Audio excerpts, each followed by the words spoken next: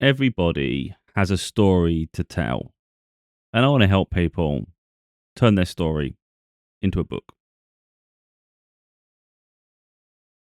So as you can see, I've got multiple books. I've actually got 6 books. I have 3 manuscripts that just need editing. So I'm well versed in the art, the craft of, I guess, storytelling and putting my thoughts onto the page of a book. And like I say, everybody's got a story to tell. It doesn't always have to be like a fictional novel. It can literally be part of your life journey. If anybody's a content creator and they do substantial content, I can't help but recognize that even someone, for instance, who does videos, if they took like the transcript of what they've just done over 30 videos or so, each video is a chapter of a book. So you've effectively got a book. So if you can do content creation, you could potentially also have a book, and it just seems a waste to lose a substantial amount of work and never utilize it somewhere else. So, like within myself, I recognized when I was doing my web design, I was making like blog pages for for the website, and I was recognizing through that what a waste on a website when you can turn that into a book. So I'm going to show the process really of how I do mine. It's not always going to be the same as everybody else. You know, people have opinions one way or another. What works for someone else may not work for another. And there'll be people that try to overly criticize things because they don't believe people can do everything themselves. So, for instance, if someone has to hire an editor, they don't think it's even possible that anyone could do that themselves. Reality is to edit for yourself, you need to be self-critical. You need to be open to change and not hold so tightly to every word you've put down on a page. Otherwise, you just can't. So you have to be impartial. You have to allow yourself to remove yourself from the work you've done and now look at it from a reader. And you literally have to be able to do that. If you can't, then you're going to have to get someone to do it for you. But you get a lot of people in any area of book creation where they've hired someone, they will diminish someone else's ability to do it. So, for instance, I did all my covers myself. Um, I like my book covers. So someone might turn around and say, "Oh, you can't do your covers. You have to hire someone." Well, I like what I've done. Um, I've done every process of the books. I've done myself. So I've done the draft, I've done the writing, I've done the editing, I've done the formatting at the end to turn it into a book. I've done the publishing, anything and everything to do with the books is all me. There's not another hand that touches it. It's just all me. Um, there are tools I use along the way, and I will share those tools. So come with me on this journey because I was going to do a book one day about this to guide people, but in all honesty, I can't be bothered. If I was going to do it, I'd have done that by now. I've got too many other works in the process in progress to do that. Now, normally, I would do it here. I'll do the presentation here, but I think to be honest, the screen's going to be too small to really, I think, explain what I want to show. I haven't thought this out in advance. I've literally just doing it on a whim. I just want to put that out there. One thing I would say is where you decide to do your work is going to obviously be important. You want to be somewhere where you can either relax and switch off from the rest of the world, or sometimes be a bit mobile. So, for instance, if you don't like sitting in one place for long, then think how you're going to be able to do it. So, for instance, I have a desktop station where I can work at, but I can do a whole work like that, but I can actually get more productive with my MacBook. Um, because then I can just sit on a sofa and think. So I can actually work in spaces when I want to. So I can sit on a bed. Let's say you just want to sit and do a couple of hours in bed. You can do stuff around the living room. And you can even just do it at the desk if you choose to. I just find it's great. And with a MacBook, for instance, the battery life's great. And that's just personal preference to me. It's not essential. So if you don't have one, it doesn't stop you doing your work. So obviously the hardware where you do it is going to be important. So what we're going to do, we're going to do it here. I think it'd be a lot better for me to do it how I normally do my gaming sessions because we've got a bigger screen to work with and hopefully be able to help people. So we've got options where first, so we've got the hardware. You've got your computer, you've got your laptop, whatever you want to use. Then you're going to have to think about software. That's going to be really important. Like what you're comfortable with and what is practical. A lot of people will use Microsoft Word because they're familiar with it. I think there are ways to customize it where you can use it to your advantage, but in all honesty, I don't use Microsoft Word. I use Word to format at the very end, but I don't work in Word. So I use a software called Scrivener. This is Scrivener. I might be able to get it up actually. If we do, I was going to show something else briefly. If we just go on Scrivener just quickly, just so you can see what it is. So you have to buy. Oh, for crying out loud! I hate all this notifications.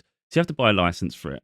So I bought it for Windows because I was initially doing my work with Windows. Then I had to buy a Mac license as well. I think I had to as well. You get a free trial. Now their free trial works great. I think it's like 30 days, but it's not 30 days from activation. It's 30 days of use. So if you use it one day and you don't use it for another 2 weeks, you've still only used one day. So it actually can last a long time.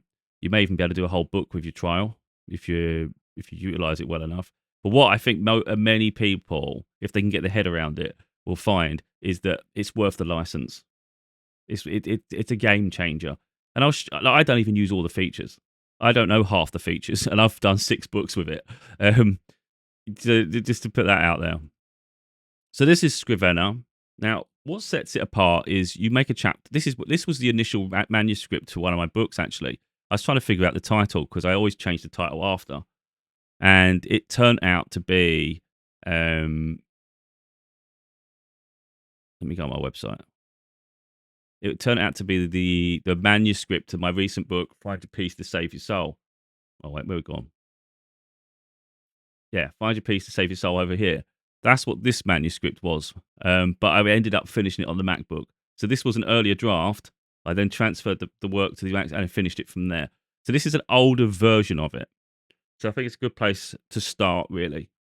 So what's great with this software is you make a chapter over here. So literally you just do plus over the corner here. We do new folder, which is like the chapter folder, really. And then you do new text. So the text is inside the folder, and that's the work you do.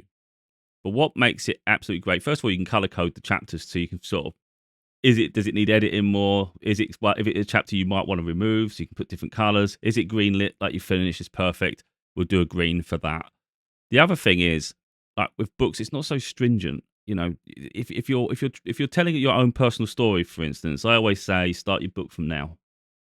Start from now because you can always talk about where you are at the moment in your life, why you're doing what you're doing, how you got there. All of a sudden, it opens up like a tree, and all of a sudden, you're going to think about what you want for the future, how far, like in the past, people around you. There's all sorts of life you can talk about. And eventually, what you might do is think, well, I'd rather have this chapter over here. Let's say I pick this chapter up. I could move. Okay, make sure I remember what I'm doing. I think I've just lost it. I've pushed it inside another one. Wait a minute. Let me just try and straighten this out. Oh, I've moved it into the other one now. All right, I'm getting a right old mess. But you can literally move the folders around, for instance. You just got to make sure the line makes sense, and then it'll move it there. So, that's really what's good about Scrivener for me personally. It's one of the biggest things for the software itself. It's fully customizable, so you can change the dictionary language, formatting, and all sorts of things. But for me personally, I use Scrivener as the draft software. It doesn't have to be perfect. The font itself, I usually use Courier. No, I've changed it recently, actually. So I just do something that's easy for me to on the eyes that I can actually look at, and it makes sense to me. It's legible, not necessarily going to be final production. As you can see here, there's a lot of errors coming up here, which is great because you're not going to work perfect first time. And again, this was an earlier draft. We've since published a book. So I don't want to go too far off at once. But reality is, our stories are unique to us. So I can't tell someone exactly how to write a story. You know, it's going to have to be down to yourself. It's quite intimidating when you do a brand new. So if I was to do a new project, look, for instance, we go new project. This is how you'd start if you start a brand new. I always do fiction, even though my work's non-fiction, because non-fiction on here would be things like a play or something like that. It might come up. So it's just easier for me to just do novel. And it'll give some pre-existing things. I don't know, test. Just call it test. This is literally what would happen. You'd have that. And now it's this. Let's work. So now we can work off this one. And you can literally copy and paste the chapters from the previous manuscript as well and work on a new one. It gives you information. We don't need this. We can get rid of that and go straight over here. This is where it gets intimidating. Because now you're faced with an incredible blank page. And you don't, maybe you write a little bit and you think, oh, is that it? But you have to release the pressure. It may very well be that you write a paragraph, maybe 2 or 3 paragraphs, and eventually you just delete the whole lot because you don't like where it's going. It wasn't very good. But eventually it's all about building. It's not about trying to get to 60,000 words immediately. And that's another thing. How big do you want your work? Some people are happy to have like a small pamphlet. I like to have book. So for me, it's 50,000 to 80,000 words. I tend to round about 60 to 70, really. And that's just personal preference. So if I don't quite get there, especially if I don't get near 50 odd thousand, I won't release the book. I'll have to leave it until I come up with. There's something else I'll have to I think about later to add to it. But that's just personal preference to myself. But like I say, it can get intimidating to begin with. But again, once you start working on it enough, it makes sense. And especially get that first chapter out of the way. So if you're talking about like life in general, if it's going to be a life story, for instance, this is not the only book people can do, but it's very simple. It's quite easy to say how you feel today and what you do with your life. One thing I would say is maybe get 3 or 4 books on your desk. Open the first page and think and look at how everybody else starts their book. It's a great technique to learn because it's usually frustrating to something. It's not really rarely is it slow paced. I think it usually gets to the point quickly, so we know what the book's about. And I think if you do that, it will help you straight away go, oh yeah, okay. So again, you just jump into it, and it's like don't put too much pressure on yourself. Try to write something though. Try not to just like write a paragraph and give up, because what you can do, let's say you did 3 or 4 paragraphs, and your mind wants to go to something else, you can always make a new chapter onto the side here, and then like, have multiple chapters. But don't convince yourself they're full if they're not. And I wouldn't jump too far around. But like I said, you can switch the chapters around later. So effectively, if we go back to my old manuscript, for instance, over here we got project, and we go project targets. I always say I want 60,000 words. Round off, not. So this actual manuscript had 127,000 words, and I needed to get it down to 60,000. There must have been a lot of work gone into that. I can't remember it specifically. I even got this folder called chapters for another book. Quite crazy. But that's the thing. It starts off intimidating to begin with, and eventually you just got a lot of work to your name, you know. It won't always be, of course, that high, so don't worry too much. But then let's say go on one of these chapters. This one shouldn't have any errors, really, because it's gone green. You know, the other one had all the reds and the blues. So this is a final draft. Sometimes they don't agree specifically with the words you're using. I don't know. They don't like the word influencers, which I don't know what the problem is, so ignore. So every recommendation of edits you don't always agree with. Let's find something I can work with. This one? It's not 6,503. So what I recently done with some of my books is a new technique I've been working on. So I'm talking off the cusp here if you was to sit down and write a book from basic form. But actually, someone who creates video content, you can use a transcript of your work. And I think that's useful because why would I sit down and write original content from scratch when I've already done maybe 50 videos? Why would I lose the content of the 50 videos? I can always add to it after I have the transcript. It's not easy. Even if you've got the transcript, it's not easy. It's incredibly difficult to edit it. So it's up to people how they want to do it. You can either do a transcript of your videos or you can write from scratch. So ideally, you want about 30 chapters. I think personally, you want about 30 to 40 chapters for a book. And that's not that much when you think about it. If you can talk on camera for a video, again, you only need 30 videos, don't you? That isn't intimidating, but the idea of putting it on the page is. So I think sometimes it's that transcript can help because it'll thrust you straight in. So what I use to do my editing, which, like I said, a lot of people say, "Oh, you can't edit yourself. You can't edit yourself. You can do what you want." So let's say I want here. I mean, I would edit. What I would do is I would if I just go through it a minute. I think it might be helpful to explain this because it's just all these processes are really important. We're writing or we're transcribing. And then you've got to work with it. Even if you've just wrote it, there's no way you're going to write beautifully the first time. There's going to be grammatical mistakes like missing commas, maybe the paragraphs are too long, everything and anything. So in Scrivener, it tells you the word count as well at the bottom of the page. So ideally, you don't want it less than 1,000 words. It'd be too short. You can go slightly if you're on the odd chapter. But if you're going to do the maths, realistically, you want to get to about 2,000 words for a chapter, in my opinion. If you can get to that, it's a beautiful place to be. Because 2,000 words for a chapter, 30 chapters, you're at 60,000 words. It's a book. It's doable. It's not as intimidating as it looks. But sometimes it's like, don't focus so much on how much because you drive yourself nuts. Sometimes it's like, what is it the message of the book you want to portray? And then let it play, let it breathe, you know? So this was from a video of mine. I can't remember which video, so I'm going to just have to go by what it said. So I'll read it out and we'll see if I can play with it, and then we'll see if I can use Grammarly to just make it a little bit better.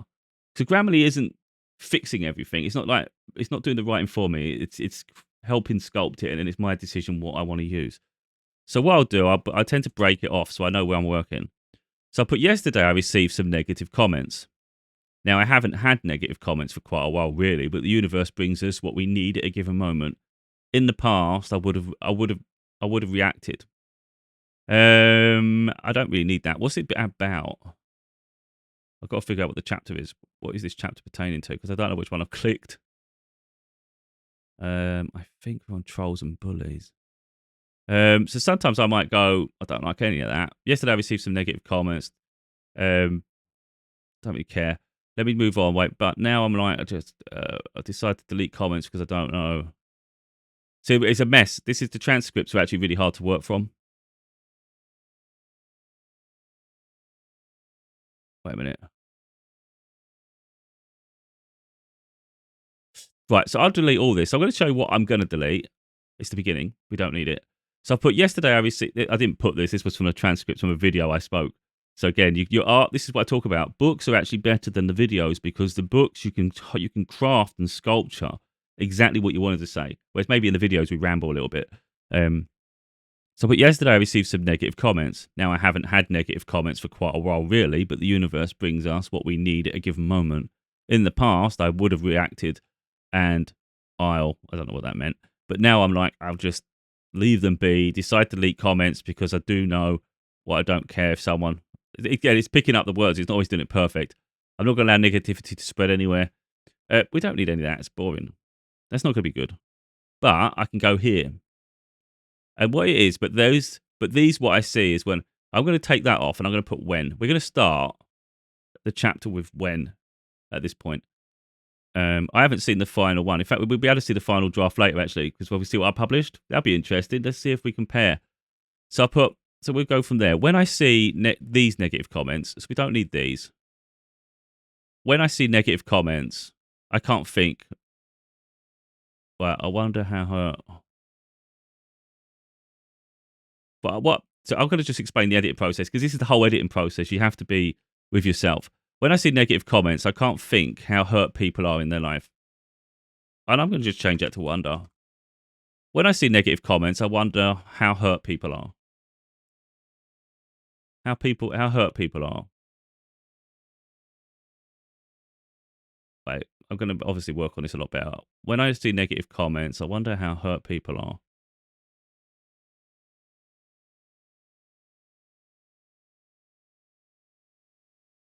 I know what I want to say, but I'm trying to figure out how to say it. Wait, when I see negative comments, I wonder how hurt people are. I don't wonder. I know they hurt. Right, I know they hurt. So wait a minute. When I see negative comments,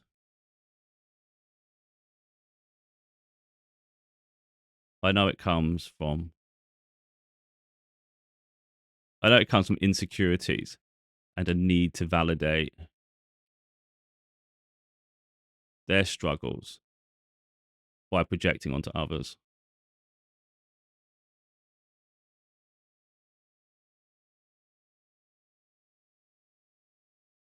Right, just get that projecting. Because type fast, we mess up sometimes. Anyway, when I see negative comments, I know it comes from insecurities and a need to validate their struggles by projecting onto others. Hurt people, hurt people.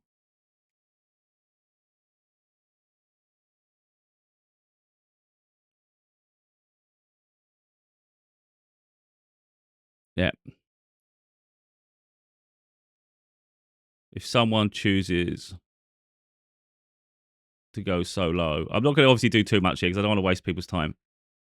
To go so low as to bring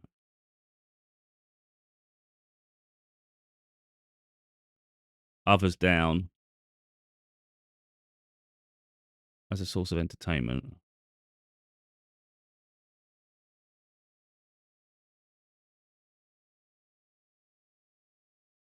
It shows. I put it just shows. So certain words you need to remove. Any unnecessary words remove because you'll make the words feel more powerful. That's a really important lesson to learn. If someone chooses to go so low as to bring others down as a source of entertainment, it shows how fragile their own life is. Now, you shouldn't really leave on it is. Anyway, I digress. I don't want to go. I don't want to waste people's time by going too far with this. So that chapter come from. Oh God, I think it's on Trolls and Bullies. Yeah. So we'll go over to Trolls and Bullies and we'll compare the two. So this is the final manuscript, from my understanding. I've got obviously saved files everywhere. So Trolls and Bullies, toxicity, ignore trolls. It may very well be the first chapter actually. Trolls and Bullies. Did I put Trolls and Bullies as the first chapter? No, I may have changed the title in actually, because sometimes I change the titles of the thing. It could be Ignore Trolls. Don't be jealous. I might not have it because I do change the titles, chapter titles. Right, what we're going to do is go back to the beginning, because if I can get a table of contents for a minute. Trolls and Bullies. Yeah, I've removed it. It's either the chapter's completely removed. I think it's Ignore Trolls. I would have probably put it under that because I don't see the point of having two chapters the same. It might not even have it. 25.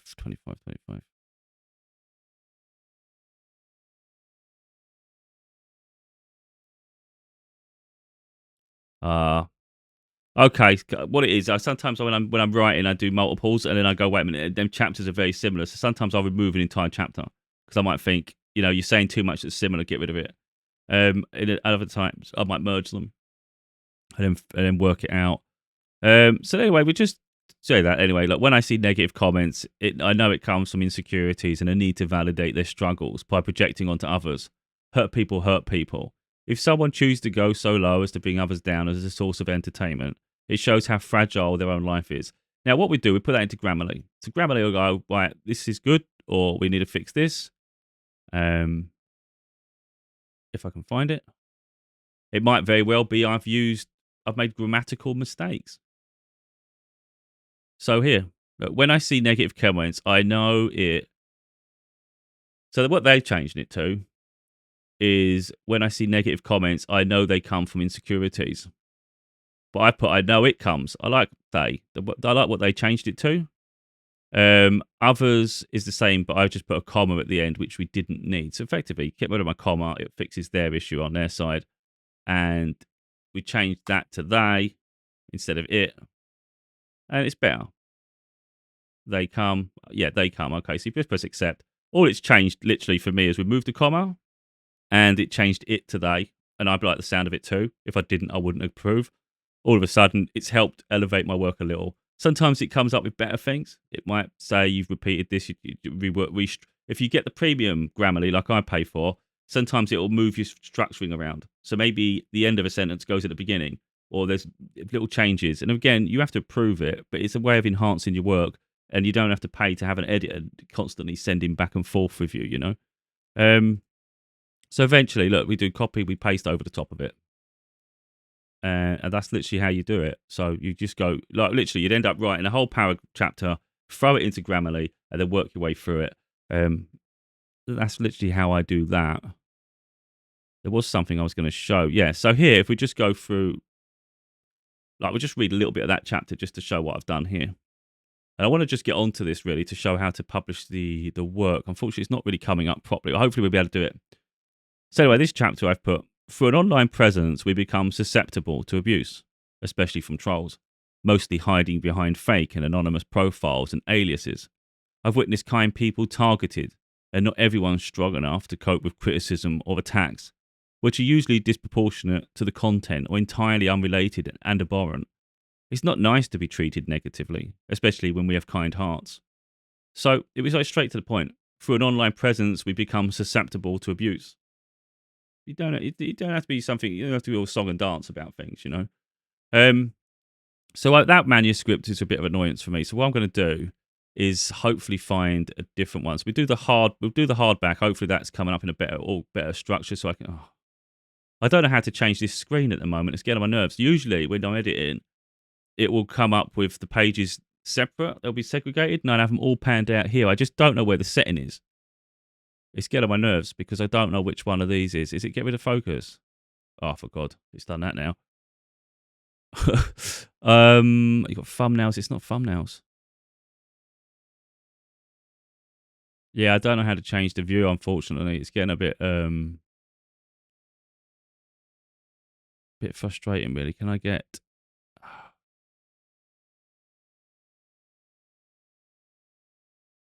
I've already done that one. Let me try my father's daughter book. I just think it's all going to open the same way. It's all opening the same way. It's going to be hard for me to show how to edit the book.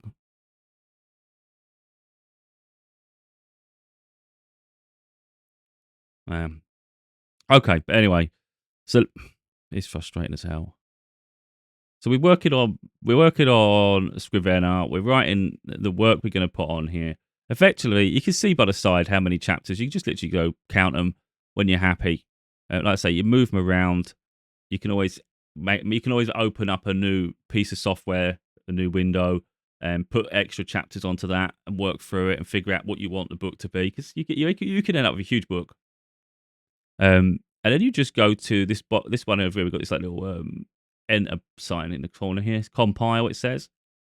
And literally, from there, you can do an audio. You can do like an ebook format. You can do a paperback. And you choose the file type you want. So effectively, you end up doing a file type that's compatible with Word. You wouldn't be able to print from that. So effectively, you'd come over here. I think that's that one actually. Let's work off this one. It's annoying because I wish I could show it a different way. If I can get it side by... Oh, wait a minute. View side by side. Oh, crap. That's not what I want. I don't know how you do it, unfortunately. I've got no idea at this point. I can't believe it's like this. It's probably something so stupid. Got a navigation pane to the side, which is good because it shows all your chapters. But effectively, the worst part is trying to get the paragraphs, the borders right, because that can be an absolute nightmare.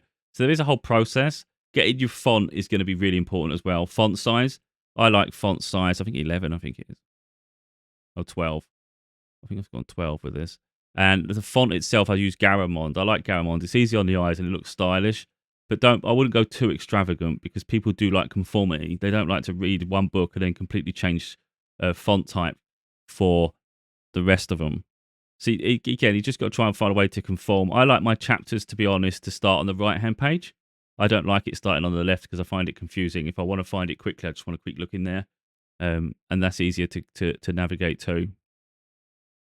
But yeah, there's a the whole process to this formatting malarkey, and it can get a bit annoying, but you just got to stick with it really, and just like try and find a way to just keep it conformed. But effectively, you're going from Scrivener to now we're going to take the file over to Word, of course. And then once you've done, you've just got to think you're going to need a title page, which you didn't potentially have originally. So we need to make sure we add that. And you can insert things here. Look, in the insert at the top here. I don't think I use cover page. But you can add blank page. You can add a page break. So if you want to make sure it's a separate page for this, a separate page for that, which I have to do to make all the work go on the right-hand side. It's not always going to work like that, is it? So sometimes you can have to do a page break or a blank page to separate it. And again, you might want to use someone else's book as a point of reference. Like every book I do now, I always use a previous book as a point of reference because it just makes it easier for me. I can go, wait a minute, what was the previous? How did I do that book? What were the paragraph settings? I'm trying to find out where the paragraphs are. It's a bit annoying because again, I have to do all this every time I come and do another book. I have to come on here and refigure it all for myself. So hopefully, it's useful to other people. Yeah, paragraphs. You just right-click paragraph, and you would set it all here. For instance, I do line spacing 1.5. It'd be easy if I actually do this. If you highlight over a couple because it's got the paragraphs in it, the indentation. First line 0.4 centimeter indentation to this side with 0, 0, 0. And then after that, you can actually do set as default. So it applies to like everything else. You can do line breaks and things like that. But really, I like justified. Is it justified? So justified extends to conform, because if you didn't have justified, for instance, the text would go weird. If you do like normal, you see how it doesn't look like a book. When you normally type, that's what it'd be like. But if you do justified, it will literally make it expand. So sometimes the spacing between words gets stretched a little bit, but I think it looks better because it conforms. Of course, that's what we expect when we're reading. And at the very end of a book, it's up to you what you want to do with it. You know, for me personally, it was I use it to promote my next work. So I'll add my books at the end. It's not always easy, to be honest, to book because the images are different sizes and all sorts. But I always have trouble with that, and I usually just throw that towards the end. But like this book, as you can see, we've got 300 and something pages, so it was an achievement in the end. And it literally all comes from initially that blank page on Scrivener. And then we just do it in phases. So we're doing Scrivener, then we're going Grammarly just to make sure it's good, like to finalize, like to make sure it looks good towards the end. There's also many features to Scrivener that I don't use. I just try to set a base limit. Really, it keeps me on point. Like you can do a daily goal, so when you're doing it, I try and say 1,000 words, and that means if I walk away at any point, I'll come back because I know I want to try and hit that target. That's always useful. So then we use Grammarly to spruce it up. Then we put it into Word, and we do all the little settings you want to do. You can do whatever font you want, especially for the cover. Make that look as you want, good as you want. You can go to third-party sites and download some fonts if you want a different style of font in. Add a border or whatever you want to do to that. And then once we've got that, you want to obviously save it to the right file types. And we are file types, you'll know, because we'll go over to. So that's the process for just writing it, really, and formatting it. The book cover, you're going to have to figure out a little bit. You're going to have to find some free, royalty-free images, which would be helpful. I think I use Unsplash. I think it's called Unsplash. Oh, Unsplash. Unsplash. So if you go on Unsplash and you've got a topic you want, you just type it here. So let's say you say, I want peace. You type peace. And then, of course, you've got to think what way is the book. You can always do you can always do landscape, but you're going to have to stretch the image effectively. But you're going to want the highest resolution for a book, of course. But that's literally what you would do. I'm not sure the file sizes really for these.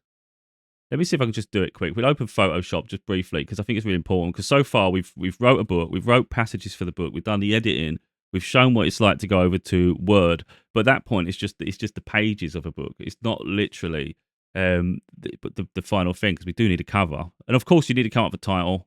That becomes tricky because if you try and copy someone else's title, you're going to be competing with them in the listings, and your book may not even get noticed. Trying to think. Did I have my recent book up? Find Your Peace to Save Your Soul. Right. So this is the book cover to my book, Find Your Peace to Save Your Soul. It's all in different phases. On the right-hand side here, it's the different layers. So, for instance, I get rid of your soul. I can get rid of to save. I can get rid of my name. It's all customizable. And I use these borders here, these little lines, to try to make it as central as possible so I know what I'm working with. So what we'll do, we'll probably make it, hopefully it will let me, if I know the size of this book, let me just see, layer, image, sizes, where's image size? Image. 1575 width by 2400. 1575 by 2400. Right, 115. What we do, because we'll try and do one now, and I can show how to do a cover. It's not that complicated.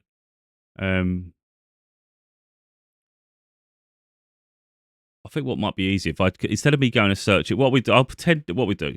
It'll be easier for me rather than grab an image off here and mess about searching my storage to figure it out. In fact, you know what? We do it. We'll do it. Oh yeah, this one's a nice looking one. Let's do. Or should we do this one even? Let's say you do that one. For instance, we go on to this, and then it's got download free. Right, press the little button in the corner, not download, and then you want to do the largest one possible. So original size is huge, great, because we've got more to work with a huge size. Now we go back to Photoshop, wherever I can find Photoshop.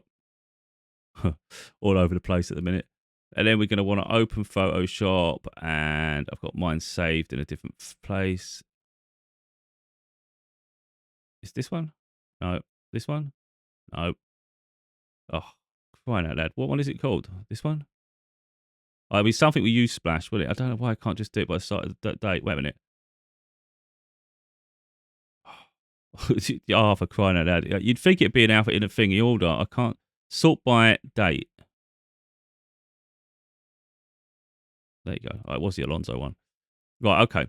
So there you just get it, drag it into the other open project. Yes, whatever it's saying. And then we'll just transform scale.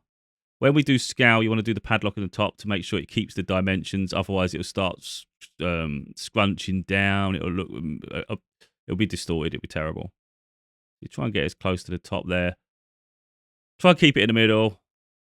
There you go. Anyway, that looks nice. This is potentially already a book cover. We've got an image we're working with. Yeah. I might just call it the same as my other title. It's just easier. So sometimes you might do it like this. For instance, you try and do capital letters. I think I've used capital letters.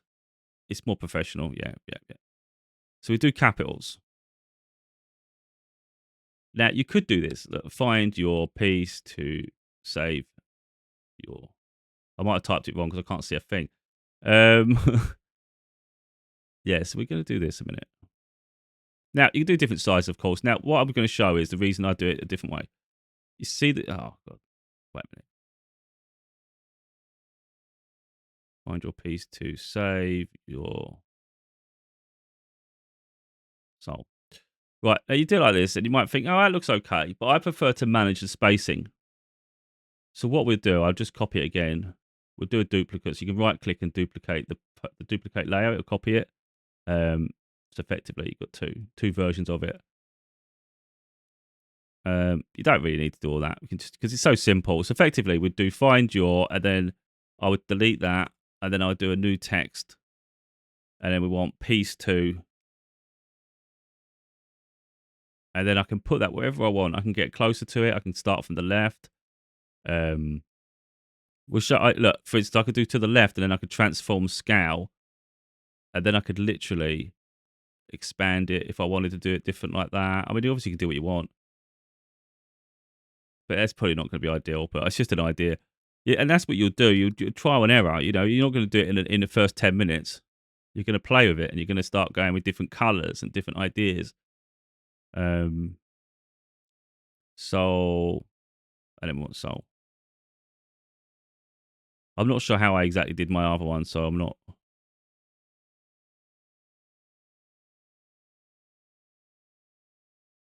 trying to perfect it here. Again, this is where then bars are going to come in handy. For instance, let's say I want to do the bar. So we drag from the left side where the ruler is, and you go there, and it'll clip. It'll literally feel like a little lock on the thing. So now we know where that is. If I ever want to move the other one over, if I want to move soul over, now I know where the entrance to that is there. And then we'll do it to the end of the O, I think. We want to do it to there, really, because that's where it should be. So anything over there is longer than the other one. So if we get conformity, we need to make sure it conforms. Now, that soul's huge. Why does it look so different to the one I did? Find your piece. I made piece big.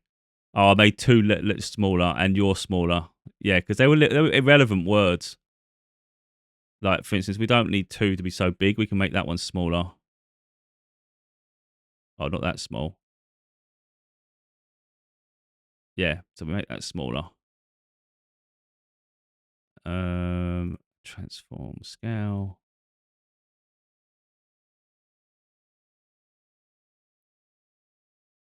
And then get the soul. We'll just do the soul. Get that one down just quickly. It looks a bit mental, that big, doesn't it?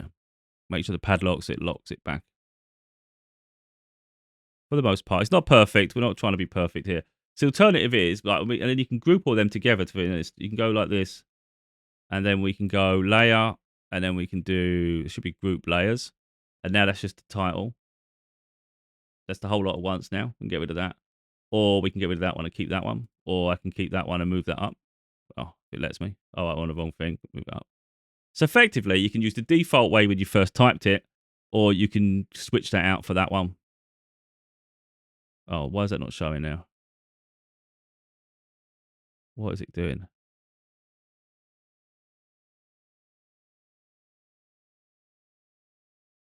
I don't know why it's lost. That's not normal. Never had this before. It's just lost all of it. For the love of God. That's weird.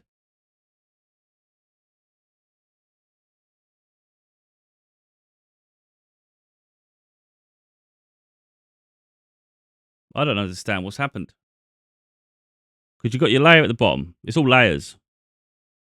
There's nothing in between that title and that layer. That layer is not appearing anymore. There's no reason for it not to.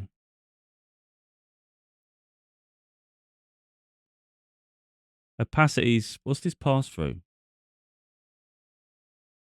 Normal. It might be on pass through. I don't know what that means.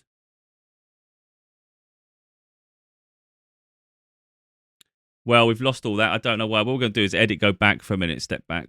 We'll just keep stepping back until they all appear. I don't know what the hell happened there. That's not normal. I don't know what happened there. Okay. I don't know what happened. It shouldn't have happened like that. Never had that before. Again, you can, so for instance, you can decide whether you prefer that lettering or that one. Get rid of that. And then you can just start playing with this. So I know we've gone on quite a while, but I think it's really important with the covers. So again, let's say I want my name, because I think name's important. Obviously, name's important. I wish I'd done it smaller because it's going to make it easier. So of course, that's way too big. I think maybe 2018 or 24. 24. Now, you can decide where you want it. Do you want it at the bottom of the book or do you want it at the top of the book? It's going to depend. If it's too busy at the bottom, sometimes it's better off putting it at the top. But also, I could have done it smaller and just chucked it in the middle of that. It's in the middle of their hands. I'll do it at the top for now, but because I've got other books, sometimes I like to say from the author of, and then I'll put some other information. But what you could do here is color code it a little bit. So we do blending, and then we go on color overlay, and you click on the little color, and you can start playing with areas of the thing. And it makes it a bit more conforming at the top, look. So you could do the sun, I think looks quite nice. Dark doesn't really get seen, so it's got to be something brighter. But you could, in theory, do, let's say you did it in that yellow color. Now, let's say I like that yellow color. We'll copy the color code. And let's say,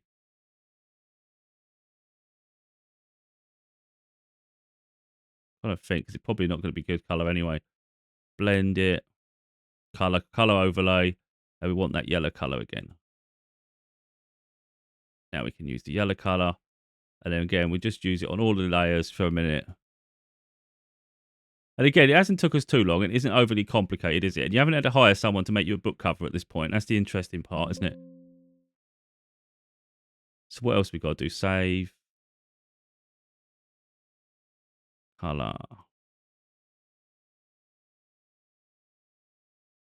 And then get rid of that.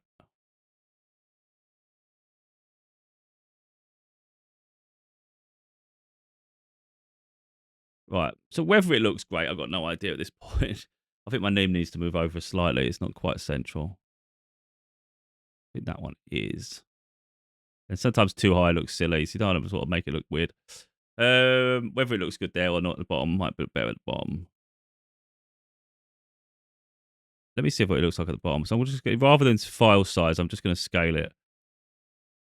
Try and keep it in the borders of this line I've got going on. Might have to go smaller. Yeah, we want it even. We want it in the middle. It's a bit annoying because that writing at the bottom, that orange bit is really annoying. I'd have to go too high to avoid it. With that in mind, we can always do color overlay again and try and pick a different color. But of course, you want your name to be prominent. So I'm not sure it works, to be totally honest, at the bottom. You can obviously do touches, but you don't want to mess about too much.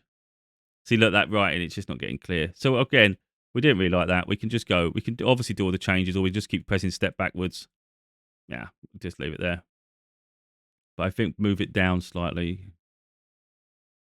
Find your piece to save your soul. So if you think that's all too colourful, too the same, you can change things, right?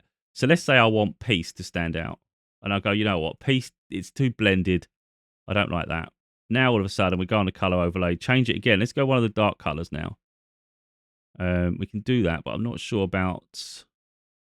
Ideally, I'd want to get rid of the piece too. The two. I don't know how I'm going to separate that now. Thinking about it, what we might do is get rid of. I might get rid of the overlay. I've got an idea. Piece two. So we get rid of the color overlay, so it stays one color. And now we can do piece and the blue bit up here. We can turn that into the color of that. And then we'll highlight the 2 one, and we use this, and then the color thing we'll just point at the letter, and now we figured out how to beat that one. And of course, soul, we want the same color as the other piece one, so we just highlight soul. Actually, soul we can do in color overlay because I've already started doing it. And then we'll just click on the word piece because it would do the same color. Find, piece, save. So again, we could probably do the same on that one. It's just an idea. We don't have to do this, of course. It's just, it's going to do it. All right. Find your piece to save your soul. I mean, piece and soul looks good. And I quite, actually looking at that, I think it looks quite cool. Find your piece, save your soul. Of course, you can work it and do other little things to it and stuff. Sometimes I think simplicity is key. I'd be actually quite happy if that was my book cover. I think I'd be quite happy to release that. That's the book. That's the cover I've gone with. I wouldn't obviously change that. I like it. But like I said, my name's at the bottom on this one. And then at the top, I've got from the author of A Father's Daughter and Losing Your Mind to Find Your Soul. So I think it's worth just speaking about the books you've done in the past. But yeah, how long has that took? Probably longer than I wanted to, really, in terms of video. But now we have a cover. So what we would do then, you'd go, right, okay, we've got the manuscript. We've done that. We've edited it. We've done it. We've formatted it in Word. We're now ready because and the other thing to do, make sure though that when you do your Word document, for instance, make sure you do a table of contents at the beginning. This is so important. And anytime you edit your work, so let's say you're doing a table of contents and you're doing some changes to the pages, always do this. So you make your table of contents, you go insert up here, and I think it's insert. Wait a minute, I've just got to make sure I'm doing the right thing here. It's usually on the left-hand side. It might be, is it layout? Layout for columns, margins. It's reference, isn't it? Yeah. So, okay. So it's under references. And you would do table of contents to the left side over here. You'd click it, and then you can do a custom table. You can pick a table. So you can pick what sort of headings you want, like which ones matter, whether you want them to be numbers or Roman numerals. And then what you do, when it's done and you've made any changes at all, or even not even any changes at all, really, I think at the end, before you finish the book, just make sure you go back to your table of contents. And it's a good way, especially if you're like me, you want the new chapters on the right hand side, which means they should all be the same. So let's say they're odd numbers. Every single one of these numbers should be an odd number. If any of them are even, then you know that chapter's out because it shouldn't be different to the other, should it? So effectively, you right click it and you do update field in the top here, this thing here, and then it can do update entire table. Now, if you haven't changed the title of anything and you haven't added a new chapter, don't do that, because if you formatted this in any way, like you've made the font smaller, you've made it fit the page, if you do update entire table, it will reset all the formatting and it'll wind you up, because now guess what it's going to do? It's going to push all your pages out because it might be too big, and now all the numbers are out again. So just do update page numbers only, and it'll update the page numbers, and then you will go quickly scour through them just to make sure that you're happy. And I think worth then going, just make sure that it does match up with the pages. Of course it should, but just have a little double check on a few pages. And then you're going to I think PDF you're going to want to save it as. So you'd go over File, then over here we've got Export, and you can do Create PDF. So you would do Create PDF. All of a sudden now we've got a format that literally is a manuscript for a book. And we've also done a cover that can be printed. Literally, now we've got a bloody book. This is cool, isn't it? So where are we going to publish the book? There's two options. I use a couple. I can't remember the one of them. It's on my phone. Something books.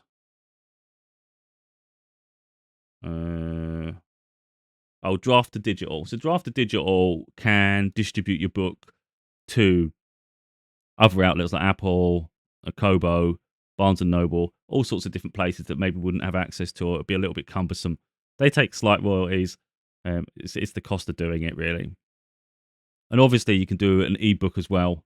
If you're doing an ebook, for instance, you don't need to use Word. You would just do it through Scrivener, export, and then it'll be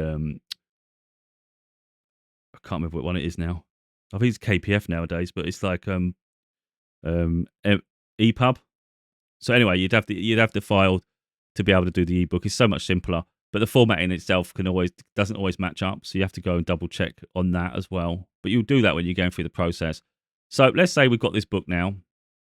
I know I haven't saved the cover, so we're not trying to do it word for word or anything silly. So this is all my books with Amazon. So literally, let's say I want to make a new book. We'll go create. Now you can, what do you want to create? Do you want to create an ebook? Do you want a paperback? Do you want a hardback? So let's say I want a paperback because I've just done a paperback cover. Now you'd give your book title. So what's that going to be? We've got a subtitle if you're going to have one. I don't really bother. It's up to people. Because the problem is you can't remove these things once they're there. If it's part of a series, so like I've got book series now, so I would add it to the series if it's related to them. What edition, if you've updated it, maybe it's a second edition. If you, obviously not the first book. And then you put your information for your name, if anyone contributed as an author, which is unlikely. And then you do your whole description here. Again, if you don't know what to put as your description, because your description is your product page. So that's going to be really important. And you can add bold, so I think highlight certain words. If you don't know what to do there, just go and have a look at some other books. At least research, and it's like, just have a look how someone else has done theirs. And think what you want to say about your book, really, to get people interested. Now, is it in the public domain work, or is it something you own? So, of course, you wrote it, it's yours. I own the copyright. Explain the age, the audience. Primary market, is it primarily America, or is it primarily UK? So I would obviously do UK, because I'm a UK resident. And then you get to pick categories. So you have to answer this question about the adult thing it's saying. And then you'd get to choose your categories. So try and think about what your book would be about. If it's a biography, it's a biography. And then you can have subcategories as well, political, religious, all sorts of things. And you can do multiples of them. Then add your keywords, because these are things people might search on Amazon for. It helps. Is it going to be published now? Release date are the same, or have you done it before? Release date book. You want to release it now, or do you want to schedule your book for release? So let's say you're working on your book and you're confident it's going to be done in maybe 3 or 4 months. You can then make a pre-order for it. I don't think you can do it for paperback. Or if they've maybe they've changed it now. They didn't used to do it for paperback. It used to only do it for ebook. The real problem is they do hold you to it. And if you do violate it and you don't, like for instance, it gets cancelled, they will not let you do a pre-order again for a year. You'll always be able to release the book now. You just won't be able to do it in advance. You can push it back up to a month, though, beforehand. So like if you're struggling and you want an extra month, they'll give you a month. And if you reach out to them directly, they may extend it if they're kind. But yeah, don't put dates if you're not confident in hitting them. There's no point. And then I don't think they're going to let me go further because I haven't added anything. I don't know. I don't think they will. Or maybe they will. No, they won't. So the next page would just be the manuscript, for instance. I don't want to go through it because I'm going to start creating a page anyway, and I don't really want to start doing that. So the next phase would literally just be add. I'll tell you what I will be able to do, actually. Let me come out of this. Continue without saving. Forget about it. What we'd do, we go through my book. Let's say we do Find Your Peace to Save Your Soul. And I'll go onto it and I'll edit the content page because this is what we'd get onto next. So this is what it would have looked like. You can buy an ISBN, which is your product code thing on the barcode on the back, or you can use Amazon. I just use Amazon's. Then you can pick what sort of paper you want. Do you want cream? Do you want white paper? It's personal preference. What size trim do you want? So what size is the book? Now, of course, that book cover is going to matter, but they do give you a thing like a cheat sheet. So I can't remember where it is now. It might be somewhere around here normally. Here, I'll help print. Oh, I can't remember. Yeah, this is it. It says here, for help, you can use a manuscript template. So literally go on Amazon's page, and you've got this download button here. Oh, it's probably behind my head. But you've got a download button. and it'll literally give you a template that you can put into Photoshop and then you can build around it to see. Make sure you've got all the parts looking good, so you don't because obviously you don't want it overlapping or anything, and they won't publish the book if it's a mess. So I like 5.25 inches by 8 inches. I like that as a good size. No bleeds. I don't want it bleeding over the page. It's precise. I like glossy. I've tried matte in the past. Glossy covers are better, so I'll do that. Upload your manuscript, and then you would do your book cover. So you could use their software to do a book cover. It's absolute crap. You wouldn't be able to do anything. You wouldn't on their cover thing. You would never create that, and that isn't even complicated. And you could do all sorts of things with that. For instance, if we go back to there, like blending, you can add a stroke to it. What one are we actually doing? Find your... Yeah, okay, so we've got the little black lines around it. I don't know if you can see that. I can make them thicker so you can really see it. But you can do all sorts, you know. You don't have to do that, of course. I can take that off, and then you can do some shading behind it. So drop shadow. Add a little drop shadow behind it. You probably can't see that on there, no? Size. Oh, you can't really see it so much. But there's little things you can do, of course, and we can mess about with that. But that'll make the cover there. Is it AI generated? No. They're not talking about AI in terms of like if you've used the software to help edit it. They're asking, have you used AI to generate content? No. And then you do the launch previewer, because that's really important. Now we need to see through the software what it would actually look like as a representation of a book printed by Amazon. Because Amazon are going to print your book on demand. This isn't going to be a case of you've got 100 copies in a warehouse. Every time someone orders a copy, it will get printed directly by Amazon. So it's literally on demand. So this is my book cover. We've got both sides. So we only did the front there on that one. The cover we did here was just the front. If we use their template, I could actually, I don't know if anyone would be interested enough to do that. So effectively, this would be good for the ebook. But if we wanted to do it as a template, let me just do it quick. Let me see if I can get a template. Oh, because I can't really, because it's page sizes.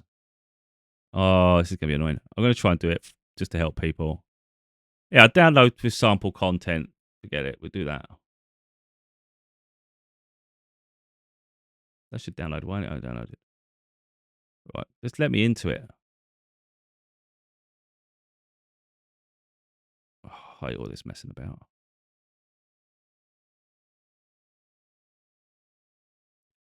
Right, KDP. It should be down here somewhere. Right, that one. Oh, for love. What is it doing? Oh, because it's sample content. Right, okay. Wait, why is it in Word? Manuscript template. Oh, that's a template for your actual manuscripts. You can actually use that to help you on your Word. I thought that was the template for the print. Why is it not that? Front.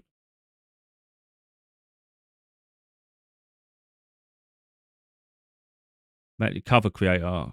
Create a paperback cover. This is what we want. So that was actually the manuscript cover. That wasn't any help to us. So we want to use the calculator. So for instance, we'll say we want paperback. I'm going to try and do this fast. We want black and white. I want white paper, but you can use cream, of course. Left to right. Measurements, inches. Interior trim, 5.25 by 8. We're going to say maybe 280 pages, just as a thing. Calculate dimensions, download template, right? So now it's downloaded the template. Let's go back to my save. Just go backwards.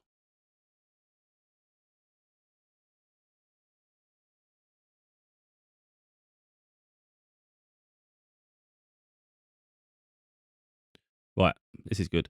So we'll use that. Let me open it up directly from here, because it's easier. Open, then we go my downloads, and there should be a PDF somewhere around here.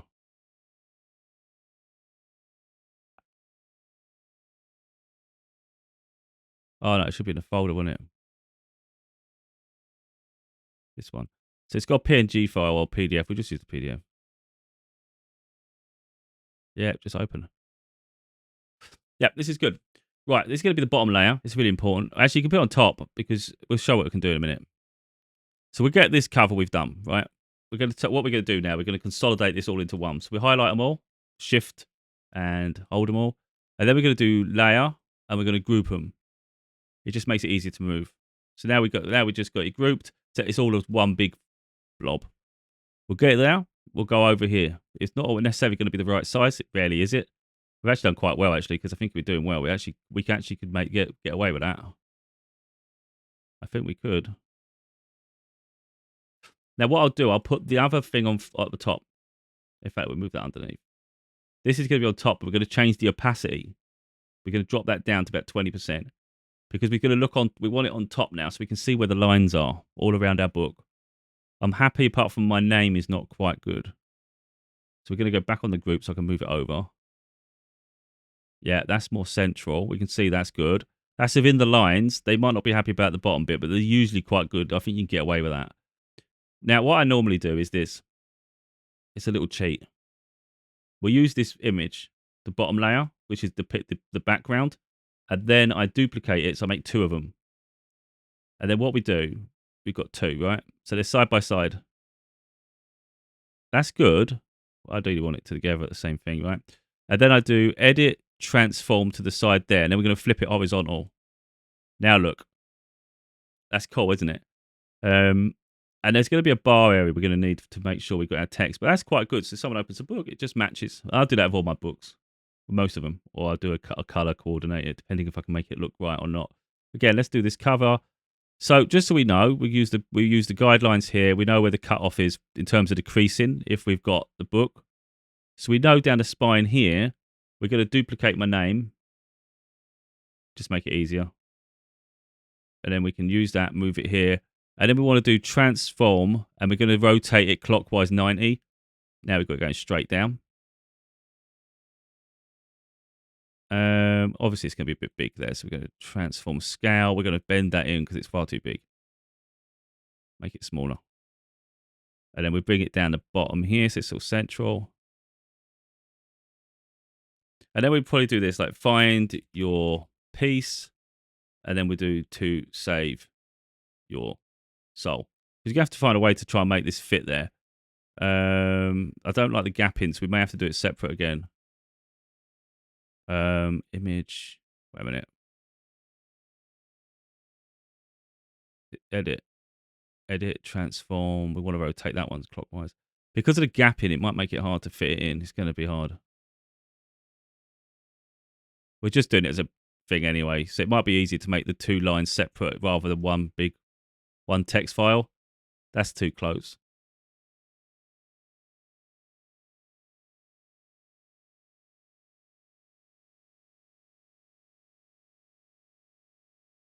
All right.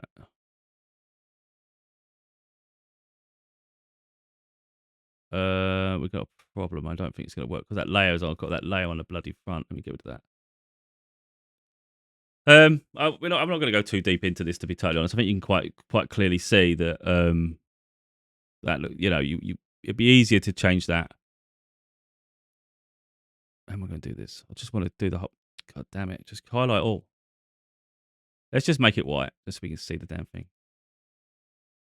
Anyway, it doesn't look right. We can fix that later because you could obviously do them as 2 different text files, and the same with that one. Really, I don't know why it's there. Again, you mess about, and then here, for instance, if you want to boost some text, you can do a box. Like let's say you want a box here, and then you could do some text inside that box. But of course, if you think, oh, I don't like that, that's gruesome, that box, I don't want that color, you just click around the page. How do you want it to match? And then you can sort of blend it in a little bit. So like the opacity, you can change. I think, oh, it's not letting me do opacity. Yeah, we will in a minute.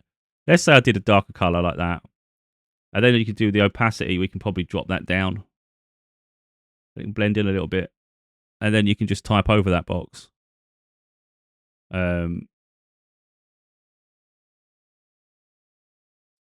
Peace on Earth or something. I don't know.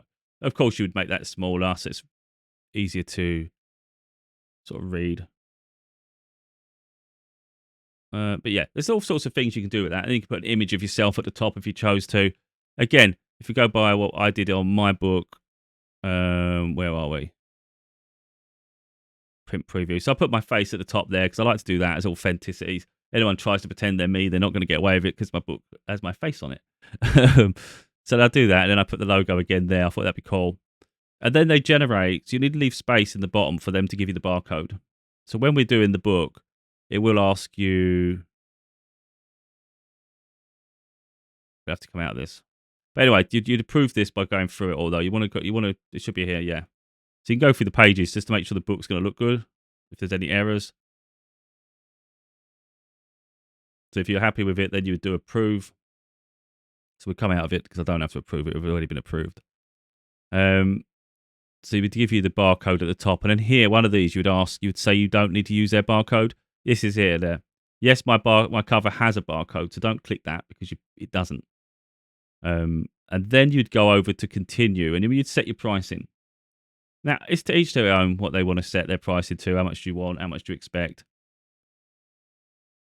Now, I try to be reasonable. I don't get anything up front. This is self-published. If you want to go through the route of getting a publisher, you have to find a writing agent. You have to do a bit of research. You'll have to submit copies of your work, usually a certain amount. They're very particular how many words they want you to send and all sorts of shit. And I don't like appeasing people. I've got no patience for that. So I'll set the price here to the left based on the royalties I want. This is what I'll take. And that's how I price it. I don't price it to be greedy. I just say, I want that for the work I've done. And then I try to get some conformity down here. Expanded distribution, I don't like. People might find it good. It means you can be in libraries and things like that. But it also means someone could buy your book at a reduced cost if they, at like an outlet, and then they could undermine you because they could literally buy your book. You get a fraction of what your royalties are. They could then make the rest of the money up by pricing they could undercut your pricing for your own book and make royalties, and they could end up making more than you made because they could then, it doesn't make sense to me. So I'm like, no, I'm not doing that. I just want the full amount at my end. And of course, you don't have to just list with Amazon. This is just one of them. There's other outlets where you can list your book. But again, that's only the paperback only. And you can come out of there if we don't need any of this. You've still got hardback you can make if you choose to, and you've got the ebook. And by extension, you can then record an audiobook, but that's a whole other thing altogether, of course. But yeah, at the end of the day, though, it all, like I said, it does start, all that process starts with this blank page. It's up to us to turn that blank page into a work of art, really, but try not to put too much pressure. I think the trouble is we get perfectionism, so maybe we expect more of us than we should, and we can be so self-critical that we never release anything. And I think sometimes you just got to allow yourself just to breathe and do your best and don't be scared of other people's reactions. And I think also it's like, it's always important that we grow. So it's unlikely your first work will be your best. Mine wasn't in terms of grammar, but I went back and re-edited the book to update it with my latest grammar because I was like, you know what, I love that book, but it deserves to be read in the same quality as with future books. So I went back and did that one. So that's something you can do later on if you choose to, but of course, always try to do our best to start with. But we do get better over time. And some people, if they write a book, they may only ever do one, and that's perfectly fine. It's each to everybody else. At the moment, I've got 3 manuscripts, all of them are over 100,000 words, and literally I just got to edit them. But you've just seen the process of editing is hard, it's cumbersome. It can be that I only showed like 2 paragraphs. It was like freaking God knows how many paragraphs to a chapter. And you've got like maybe 40 chapters. It's like, oh, this is not fun. So you'll find an aptitude for certain things. The book cover design isn't too particularly complicated depending on how you want to do it. And like I said, that was just an image off of Unsplash or Usplash. I can't remember what they call it. And that was just an image. Of course, you've got plenty to choose from depending on what your this book would be. And you don't have to pay some fancy editor to do it for you, But someone else would say, oh, you need a book editor. Why do you need a book cover designer, though? Like, I can understand they could probably design you something magnificent, and I don't doubt that. But most people are not coming from a place where they have the money to invest. You've put the work in. We're not here to create the most fanciest covers, and it's the story, You want to have my work read. And this is an example of what you can do, and it doesn't take long. It's not that complicated. And literally, once you've done your work on Scrivener, it'll be you'll probably spend a day and you just allow yourself that. It's going to get stressful. There's going to be times when the work doesn't line up. You're going to think your paragraphs are off. Maybe the margin's not right. You're just going to have to just do some research and figure out maybe if what needs to change. Because sometimes it's a bit familiar with the software. Like you just saw, I got a bit fed up that I can't seem to get the pages right at the moment. But yeah, there's so much to do, and it is a headache. But I just give myself a day or two. If it's going to wind me up, I'll just leave it for a bit and come back later on, and it'll get done. But at the end of the day, once we've got past the editing stage, we're nearly there. So you can take the pressure off. It doesn't matter if it's a day or two of annoyances to get this done. Once we've got past this, you don't have to touch it again. Unless you want to update it with the latest books. If you want to go back and do an update on the cover, the internals, I don't really bother, to be honest. It's a lot of hassle because I don't want to sort of knock anything off and start causing myself a mischief. So once it's done, I just think, oh, that's a relief. That's a relief. But like I say, then it goes over to if you want to do an audiobook. You can hire someone, or if you feel confident enough, record it yourself. Have a little test. Find out different ways of speaking. Sometimes it's like talk a bit slower to enunciate. I always find it quite authentic. I like it when people tell their own stories. And that's a craft in itself. But it's another string to the bow, You become an author, but then you can also become a narrator. So now you're an author narrator, all from your own work. It's quite beautiful. And like I said, you don't have to just be so stringent with your chapters. You can move them around. So it really doesn't matter where you start. If you you can start now in your present day, if that's what you want to tell. And if by the end of the book you think I should put that at the end, put it at the end. You can move it around. It doesn't matter. And you can delete things. It's the whole craft. I think it's just about enjoy the process. I've been a hothead sometimes and got really frustrated at times with books that I've done because you can put too much pressure on. And in the end, I'm like looking back thinking there'll be a time maybe when I'm not writing so many books. And it'll be, you don't want to look back and be like, think of the times I was incredibly stressed making them. It's like sometimes just allow yourself to breathe and enjoy the process because not everyone has the capacity to do it. You can make something look easy and then everyone thinks they can do it. And it takes an aptitude. Even if you had the creative capacity and you're really intelligent, you still have to push yourself to do it. You literally have to be able to flood pages of blank. You literally have to turn and come up with concepts, and you have to come up with chapter titles and decide how you want to format it. Then you have to go for a whole editing process. This is not for the faint of heart. It is a process, but it's how much do you want it? Because you get too many people that say, "Oh, I could have done that," or "I wish I'd done that." It's like just do it, but just try to not put too much pressure on yourself as you do it. But try your best. And there's obviously all writing techniques and things. And like I said, sometimes if a word's unnecessary, just remove it from the sentence. You can always put it back in if you don't like it without. But what you'll find is a lot of the authors maybe you read and you think, oh, they articulate so well, or they're so profound. A lot of the time it's because they just removed unnecessary words. And now it looks really intelligent because it's not weak writing. So it's really, and then eventually you enhance your writing abilities as well. So hopefully I've gone some way to explaining it. I know it's been quite long, and I know I've probably missed some things, and I should maybe have planned it a bit better. But I'm not someone that gatekeeps. If I can help people, I don't see people as competition. I always think that, like, maybe that, oh, someone buys someone else's book, they're never going to buy mine. I don't see it like that at all. If someone likes a certain genre and they buy a book, they want to read something else after. There's always room for other people. It's like, I think the idea of competition is just stupid. So yeah, if someone has a story to tell or they want to do something, it's like anyone's more than capable. But I would recommend Scrivener myself. It's not even a case of if you can afford it because they've got the 30-day free trial. It doesn't cost you anything to use it anyway. And I think you just naturally gravitate to it. So that's what I'm saying. Scrivener's free for a 30-day free trial, from my understanding, if it's still the same. Grammarly has not even a free trial. They literally have a basic free feature. And that's fine for most people anyway. And then you can pay for the premium. So you can pay on a monthly basis, which is it's higher. It's not very good value. Or you can do an annual subscription, which is better value. But what I would say is, if you think you can edit it in a month, which you probably could if you focus, and money's tight, and you're only going to do the one book this year. It's not about whether you're ever only going to do one book. If you think you're only going to publish one book this year, you could do a 1 month. So that's about 30 quid. It's not good value over the course of a year. But if you're going to do based on publication, you could subscribe to the premium package when you think, right, I'm going to focus now. And then it gives you 30 days, of course, to get this book finished. And then you can cancel the membership so you don't have to renew it again. And it's literally giving you everything you needed to finish that book, because you might not have needed a whole year's worth of subscription. If you're only going to use it for that book, what do you need the rest of the year for? So effectively, it's only, and with the 30, well, to be honest, I think I think Scrivener's worth getting. I really do. But if you feel comfortable doing it in Word, there's a lot of people that write in Word. I just find it cumbersome. It's not as easy to chop and change and move the chapters around. Something I like doing. But that's just personal preference. In the same way, it's going to be personal preference. I could happily sit at my computer desk and write my books, and I'll probably be quite fine.